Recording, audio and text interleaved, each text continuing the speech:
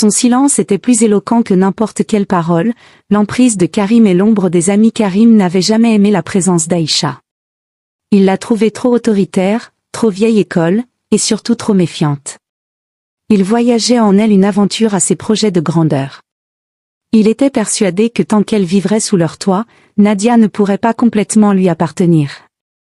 Une nuit, alors qu'Aïcha dormait paisiblement, Karim et ses amis discutaient à voix basse dans le salon. La fumée des cigarettes remplissait la pièce, et des verres de whisky scintillaient sous la lumière tamisée. « Franchement, Karim, jusqu'à quand elle va squatter chez vous ?» murmura Leïla, une femme sophistiquée au regard perçant. « C'est Nadia qui bloque encore, » répondit-il en haussant les épaules. Mais elle commence à comprendre qu'il est temps que sa mère parte. C'est une question de survie, insista un autre. Plus elle reste, plus elle peut influencer Nadia. Et nous savons tous ici ce que ça signifie pour tes affaires. Karim hocha la tête, son esprit déjà tourné vers la prochaine étape. Il devait pousser Nadia à faire le choix qu'il désirait. Le lendemain, alors qu'Aïcha préparait le petit déjeuner comme elle le faisait chaque matin, Nadia entra dans la cuisine avec une froideur inhabituelle. « Maman, il faut qu'on parle », dit-elle d'un ton tranchant. Aïcha posa lentement la louche qu'elle tenait et fixa sa fille avec inquiétude.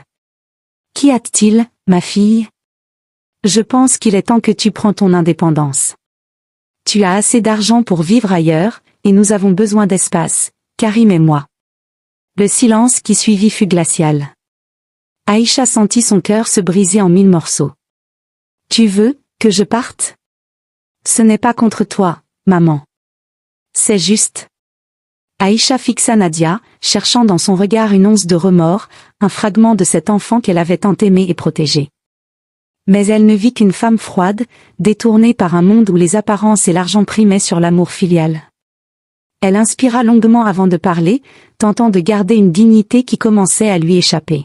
« Si c'est ce que tu veux, ma fille, je partirai. » Nadia croisa les bras, visiblement soulagée d'éviter un combat plus long.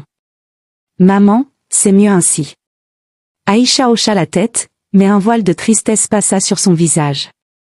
Elle se leva lentement, le poids de la déception alourdissant chacun de ses mouvements. Son empire commercial, qu'elle avait bâti de ses propres mains, ne lui procurait plus aucun réconfort. L'argent qu'elle possédait ne pouvait racheter ni le respect ni l'affection de sa fille.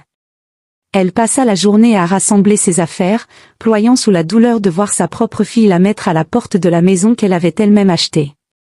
En fin d'après-midi, elle descendit l'escalier avec une valise et un sac. Nadia était assise